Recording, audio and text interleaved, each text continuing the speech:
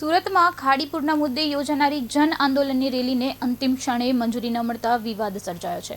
મગોબ અને મીઠી ખાડીના પૂરથી પ્રભાવિત લોકો આજે રેલી યોજવાના હતા, પરંતુ ઘોડાદરા પોલીસે મોડી રાત્રે રેલીની પરવાનગી રદ કરી હોવાનું સામે આવ્યું છે।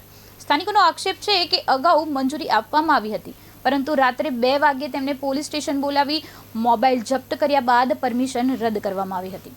રેલી ન નીકળે તે માટે નિર્ધારિત સ્થળે ચુસ્ત પોલીસ બંદોબસ્ત પણ ગોઠવવામાં આવ્યો હતો। હવે રેલીના બદલે 10 થી 15 પ્રતિનિધિઓ સીધા જિલ્લા કલેક્ટરને મળીને પોતાની રજૂઆત કરશે। સ્થાનિકોનો વધુ એક આક્ષેપ છે કે પોલીસ અધિકારીઓએ પણ તેમના પર દબાણ હોવાની વાત કરી હતી, જોકે આ આક્ષેપોની સ્વતંત્ર પુષ્ટિ થઈ નથી। આ વિસ્તારમાં છેલ્લા 35 વર્ષથી રહું છું। જ્યારે રંગબડુ સોસાયટીમાં રહેતો હતો એ વખતે મગોબ ગામ પંચાયત લાગતી હતી। અતિશય ભારે વરસાદ હોવા છતાં પણ એટલું પૂર નહોતું આવતું, જે અત્યારે એકદમ સામાન્ય વરસાદમાં પૂર તરત મહિનામાં 2-3 વાર આવે છે।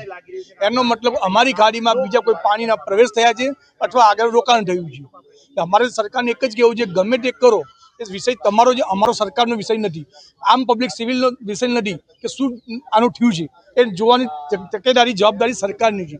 તો તમે જુઓ કે ત્યાં શું થયું છે અને એને દૂર કરો, અમારો ખાલી પૂરનું નિવારણ લાવો, અમારે ખાલી એટલું જ જોઈએ છે।